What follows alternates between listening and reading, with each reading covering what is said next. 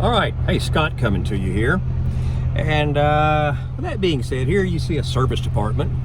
And this is just sort of this is not the one where we had this terrible experience at here just a few days ago. And the reason I'm doing this upcoming video, and the one that's either going to be posted by the time you see this, and it may not be, is we took our Toyota Corolla in for the oil change.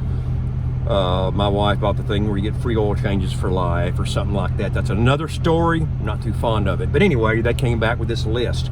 It said your tires are in the yellow. You're gonna need tires soon. Brand new tires were put on 6 days ago. We've got the readout and all this warning stuff.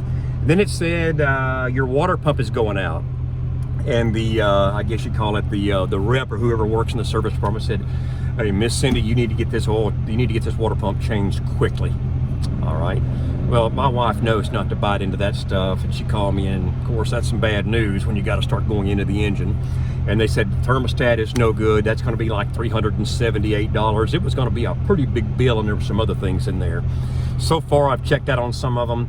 Every bit of it is bull butter. It's just a bunch of crap, and people are falling for it. This is why I hate going to the dealer and getting my work done. Sometimes we have to. Buyer beware.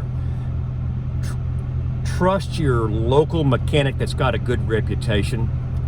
These guys here, I don't know how they sleep at night. Be smart.